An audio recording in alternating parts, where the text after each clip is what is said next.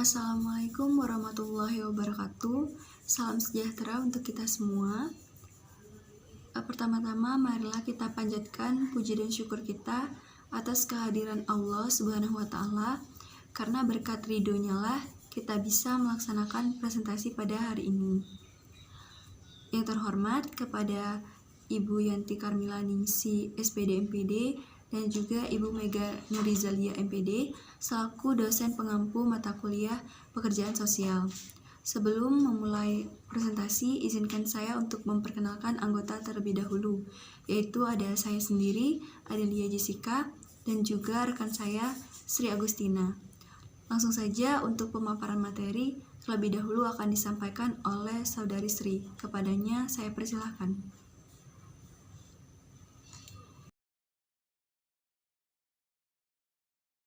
Pengertian pelayanan sosial. Pelayanan sosial adalah suatu aktivitas yang bertujuan untuk memperbaiki hubungan dengan lingkungan sosialnya.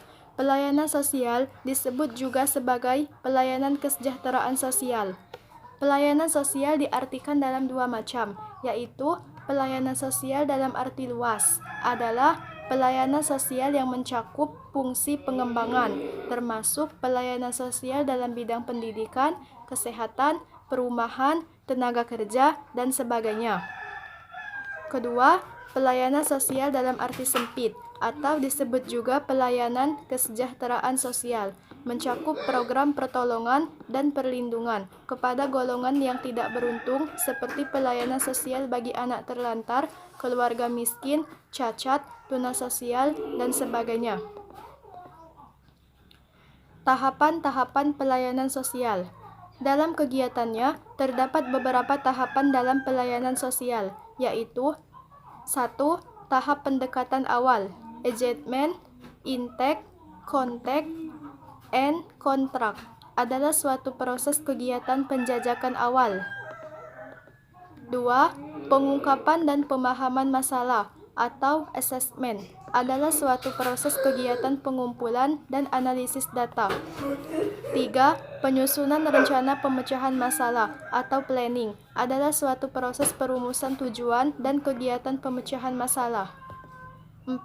Pelaksanaan pemecahan masalah atau intervention adalah suatu proses penerapan rencana pemecahan masalah yang telah dirumuskan. 5. Evaluasi, terminasi, dan rujukan. Evaluasi pemecahan masalah adalah suatu proses kegiatan untuk mengetahui efektivitas dan efisiensi pencapaian tujuan pemecahan masalah. Fungsi-fungsi pelayanan sosial. Menurut Perserikatan Bangsa-Bangsa atau PBB, fungsi pelayanan sosial adalah sebagai berikut. 1. Peningkatan kondisi kehidupan masyarakat.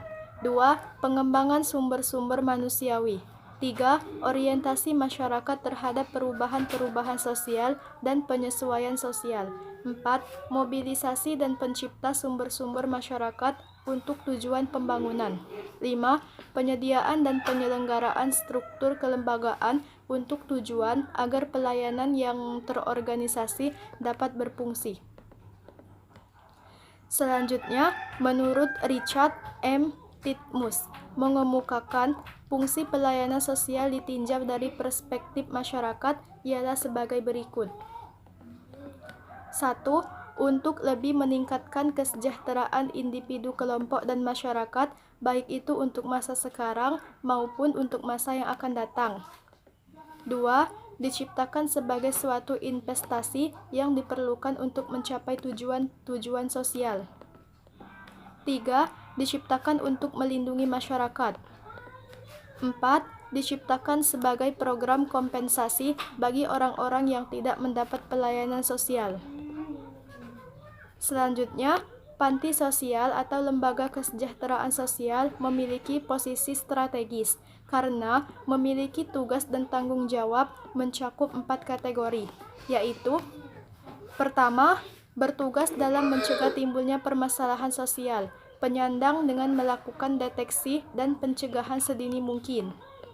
Kedua, bertugas melakukan rehabilitasi sosial untuk memulihkan rasa percaya diri dan tanggung jawab terhadap diri sendiri dan keluarganya.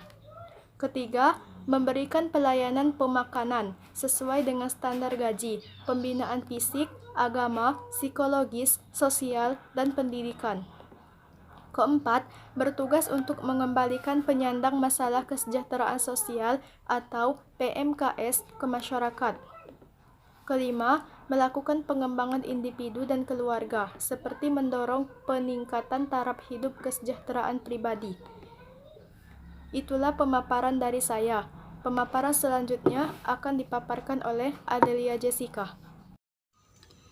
Baiklah, saya akan melanjutkan pemaparan dari Saudari Sri, yaitu mengenai pengertian dari organisasi sosial. Jadi, organisasi sosial adalah tatanan sosial yang bersifat formal, langgeng atau terus-menerus, memiliki aturan yang tegas dan mengikat, memiliki identitas secara kolektif, keanggotaan yang jelas dan rinci, serta memiliki jenjang atau tingkatan-tingkatan. Sedangkan menurut Amitai Etzioni, organisasi sosial merupakan kesatuan sosial dalam bentuk berkelompok-kelompok yang sengaja dibentuk dengan tujuan tertentu. Selanjutnya yaitu ciri-ciri organisasi sosial. Ada 7 ciri dari organisasi sosial. Yang pertama yaitu penggunaan batasan operasional yang jelas. Yang kedua, memiliki identitas organisasi yang jelas.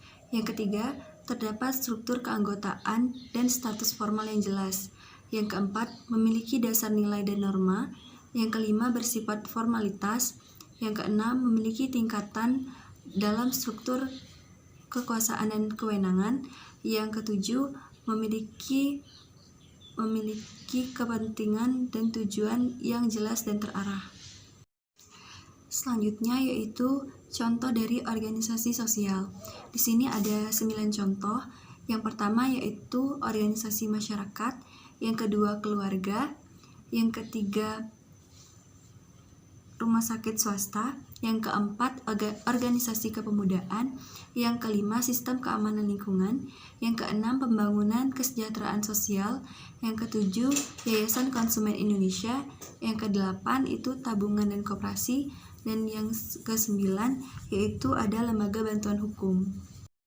Dan yang terakhir yaitu mengenai profesi dalam bidang kesejahteraan sosial.